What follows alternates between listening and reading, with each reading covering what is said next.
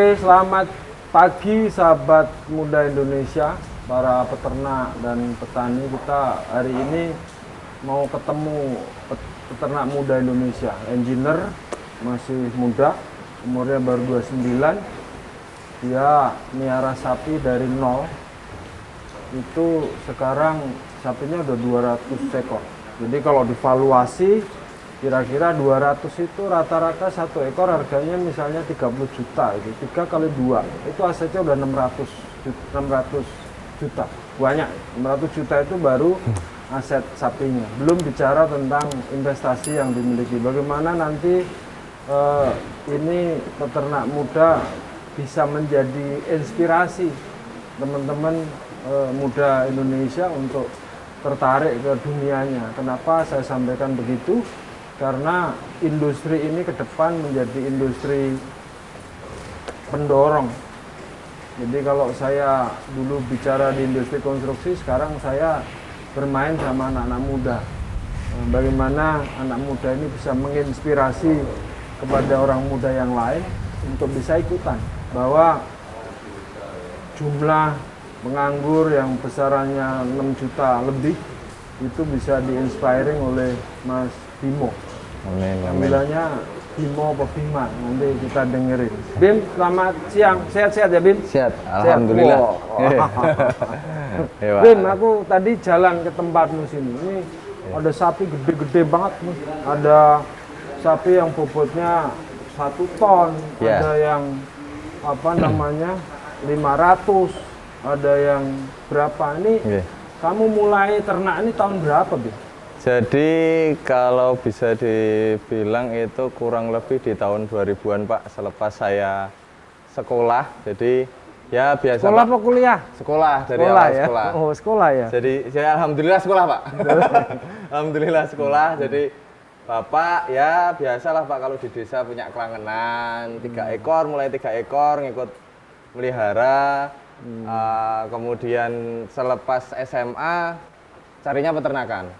Jadi kuliahnya peternakan Pak. Gimana Bim kuliah, Bim? Alhamdulillah di Gajah Mada. Wih, di top. Jogja. Top. Alhamdulillahnya keterima di situ Pak. Jadi mulai dari situ coba pengen nerusin apa yang disenengin sama Bapak. Pengen nerusin dan sambil kuliah, sambil belajar juga ternyata kalau melihara lokal itu gimana. Mempelajari pasar kalau untuk sapi lokal seperti apa. Ya awalnya cuma 4 ekor itu Pak di rumah, teman. Alhamdulillah setelah lepas sekolah SMA dan kuliah pun ini Pak, sambil pelan-pelan Pak. Oh, gede banget ini Bim. Kalau miara kayak gini nih biayanya sehari 1 ekor berapa Bim? 1 ekor di kisaran tergantung bobot sapinya Pak, karena kan dia mempengaruhi pakan juga kita ngasihnya berapa. Kalau takarannya kalau di waktu kuliah kan udah kilo, kalau ini kan gampangannya berapa ember, berapa apa ya istilah Jermannya berapa ciduk Pak. Berapa ciduk. Jadi kasih ciduk itu orang nggak tahu banyak. Kan itu piro coba? Gayung. Jadi kalau di kandang kan nggak bisa pakai untuk teknisnya, untuk mempermudahnya kan ya pakai alat-alat sederhana kita Pak. Kalau diduitin piro kuwi Bim? Berapa satu hari? Satu hari kurang lebih di 25-30 ribu. Alhamdulillah. ADG-nya peningkatan bobotnya berapa dengan 30.000 itu? Ya kalau kita berkala sesi penimbangan itu nggak terlalu sering Pak, karena keterbatasan alatnya kita masih belum komplit karena masih belajar Pak. Insya Allah kalau udah ini baru kita ngelengkapin alat-alatnya itu. Kalau dihitung rataan di 1,2, 1,3 itu Pak. 1,3 itu umpamanya harga jual sapi itu sekilo 60.000 itu berarti sehari dia bisa mencetak duit piro ya Bim? 1,3 kali 60 berarti 60 tambah 18 78.000 banyak tuh Bim? Bisa ke situ Pak. Berarti 78.000 biayanya gur 30 cuman? Iya. Berapa persen tuh 30 dibanding 78? Saya kuatin ini Pak, hijauannya. Oh. Kebetulan di barang hijauan ya apa? ada jerami-jerami kayak gini Pak. Daripada kalau di lingkungan itu kan apa ya sebutnya jerami padi kayak gini kan kalau nggak dibuang dibakar, tapi ternyata dibuat sapi bagus. Kemudian rumput-rumput sekitar ya kita kalau sore ya sambil nyantai, ngarit gitu. Jadi kosnya bisa lebih murah di situ. Berarti nek 30 dibagi 78 itu 10%-nya 77 kali 3 21. Berarti 40% cuman Bim ya biayanya ya. Cepet soge we Bim. Pantes Amin, dadi amin. 200. Amin, Pak, amin. Kalau 200 kali 78 dikurangi 30.000. Berarti sisanya 48. 48 kali 2. 48 kali 2 itu berarti 90.000 ya. 90-an. Sehari berarti sisanya 48.000. Kalikan 200. Banyak itu deh. Nggih. 48 kali 2 itu 9 juta loh, Bim. Nggih. 9 juta itu segini hasilmu, Bim. Insya Allah, Pak. 9 juta ping 30. Nggih. 3 kali 9 kali 3. Terus tak sesasi untuk di 300 tunggu suge, Bim. Alhamdulillah, makanya dari 4 itu udah bisa sampai ke 200 ini, Pak. Jadi kan yang mempengaruhi bukan hanya pemeliharaan kita tiap harinya. Cuman gimana kita cari milih bibit sapi itu yang bagus seperti apa. Caranya piye, Bim? Nah, itu saya udah belajar sama Bapak juga nek milih sapi ki ngene iki le. Pokoknya tapi sekolahmu kan dhuwur. Sekolah yang UGM. Diimbangin ke situ. Diimbangin ke situ, Pak. Jadi dikolaborasikan dari pengalaman senior, kebetulan Bapak saya. Nah, itu yang alhamdulillah bisa bimbing ke situ, Pak. Oke, 200. Jadi kalau umpamane ini dihitung setahun gitu ya, Bim ya. Ini cycle-nya atau putarannya setahun mau pisan, Bim? Iya, karena kita buat momen-momen tertentu, Pak. Jadi segmen-segmen tertentu untuk di waktu yang nggak bisa tiap hari juga. Jadi kalau untuk per hari bisa keuntungan sekian juga masih dipukul dalam 1 tahun katakanlah. Jadi biaya itu untuk menutup 1 tahun pemeliharaan. Jadi kalau untuk per hari atau per bulan mungkin kelihatan besar, cuman kita ngukurnya per tahun. Oke, tadi ngitung kan baru biaya pakan ya, Bim. Nek di sapi 200 gini ya, Bim. Itu saya ngerawat wong berapa sih? 3 orang sama saya, Pak.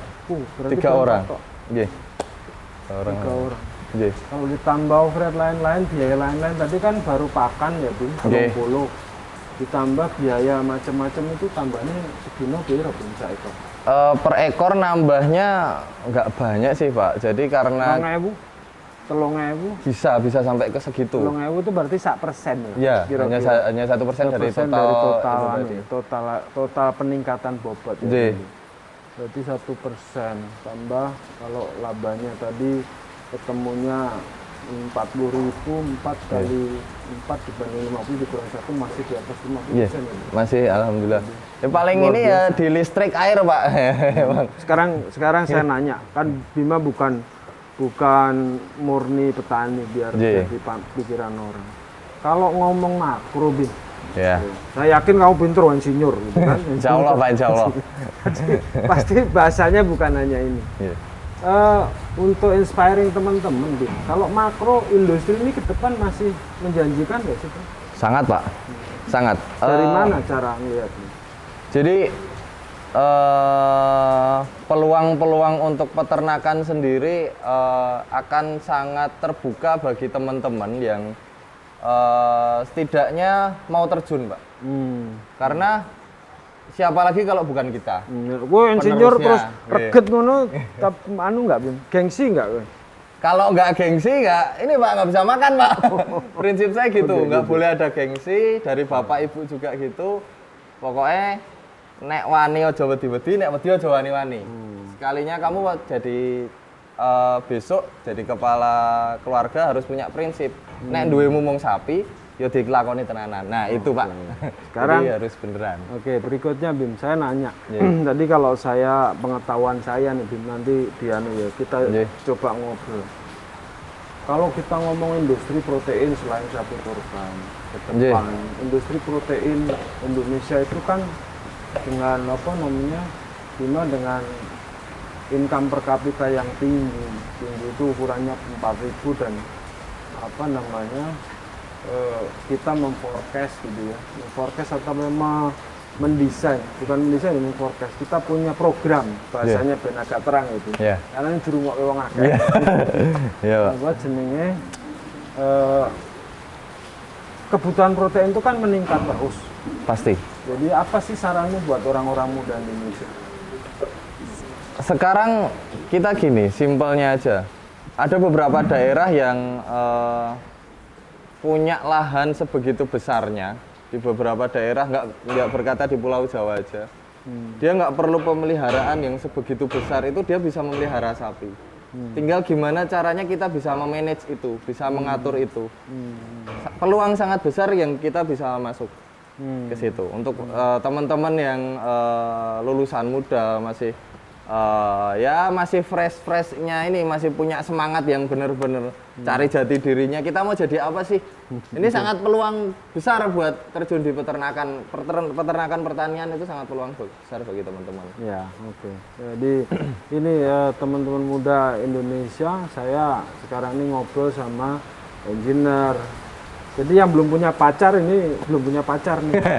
Kalau yang nonton saya ini belum punya pacar, asetnya banyak gitu ya, dan orang boleh belajar ke sini. Satu lagi terhadap petani, itu lagi gerimis-gerimis nih Bim, enak juga ya di kandang ya. Iya, kayak gini Pak, suasana di kandang Pak. Enak juga di kandang. Jadi kalau tadi bicara per kapita, bicara peluang gitu ya Bim ya, Indonesia itu jadi menurut pandangan saya, menurut Bima nanti apa? Pandangan saya dengan jumlah penduduk 270 juta, terus kebutuhan per kapita di daging itu baru 2,65 terakhir. Akan menuju ke angka 2,8 sampai dengan 2,9 sampai 5 tahun ke depan. Bima, kalau nanti teman-teman nanya ke sini main boleh nggak? Silahkan. Boleh, ya? Kebetulan malah teman-teman SMK itu Pak yang sering kita bantuin. Jadi kenapa kok karyawan atau kita timnya cuma 3 orang itu karena ada bantuan teman-teman SMK ya, sekalian praktek, sekalian belajar. Terutama sih yang udah sering kesini SMK Pertanian Peternakan. Karena yang udah sinkron lah, jadi nggak terlalu ada ini. Cuman ya kebuka sih bagi teman-teman siapapun yang pengen, kita belajar bareng judulnya Pak. Jadi biar sama-sama tahu, biar sama-sama bagi ilmu. Siapa tahu saya juga harus bisa belajar dari teman-teman. Iya. Ini sebuah ini teman-teman muda, ini sebuah pandangan yang luar biasa buat anak muda Indonesia. Jadi satu di industri sapi, nanti saya pengen juga main ke industri yang lain, mungkin industri di luar sapi, Bin. Jadi kalau Bima saya ucapin selamat ya. Ini barang yang luar biasa banyak. Nanti kalau teman-teman kontak, kamu dibagi kontak ya. Siap. Kita kasih kontak. Siap Pak. Jadi biar teman-teman belajar, sehingga kalau menjadi sebuah inspiringnya teman-teman muda, itu jadi sesuatu yang luar biasa. Amin. Saya gitu sebagai orang tua sih, orang tua. Gue pada karo anakku ya. Nggih, Pak. Jadi anakku sekarang umur 27, dia juga belajar, tapi industrinya berbeda. Dia belajar di industri perudangan. Jadi, bapaknya sebenarnya main di industri peternakan, jadi lebih belajar di laut. Nanti biar ngobrol sama Bima ya, Siap. bisa ngeliat ke depan. Siapa? Sahabat muda Indonesia, itu tadi bincang-bincang saya dengan engineer muda, namanya Bima. Jadi nanti boleh kontak ke Mas Bima bagaimana belajar tentang industri ini. Jadi kalau tadi melihat orang muda yang umurnya baru 29, asetnya sudah boleh dibilang 600 juta, itu gede banget. Karena waktu saya muda itu punya tabungan sebima itu 100 saja udah banyak banget. Sekarang lebih dari itu. Jadi sore ini bincang-bincang dengan Bima cukup, jadi jangan lupa nanti subscribe dan di channelnya Widodo Makmur TV. Mudah-mudahan nanti semakin waktu semakin hari ini menjadi sebuah learning dan inspiring buat angkatan muda Indonesia. Amin. Baik di industri peternakan, pertanian dan sebagainya, karena Widodo Makmur pada satu saat nanti di bulan September Oktober tahun ini itu kebutuhan jagungnya di 35.000 ton per bulan. Jadi angka 35.000 itu gede Bim. Jadi kowe kalau nanti selain ternak boleh juga miara nanam jagung. Oh iya iya. Itu Makmur bisa beli Nggih. dan kasih tahu teman-teman itu bisa bisa menjadi sebuah bisnis proses baru dan Joto Makmur akan menjadi optik itu. Nah pelajaran untuk jagung dan sebagainya nanti kita akan berikan. Tapi sore ini teman-teman boleh disup nih, sapinya Bima banyak banget. Selamat sore dan selamat menginspiring dari proses apa yang kita diskusikan sore ini. Mudah-mudahan Bima nggak capek nanti kalau diteleponin teman-teman belajar ya. Nggak apa-apa ya. Oke, makasih Bim. Siap, terima kasih Pak. Selamat sore, assalamualaikum. Waalaikumsalam warahmatullahi wabarakatuh.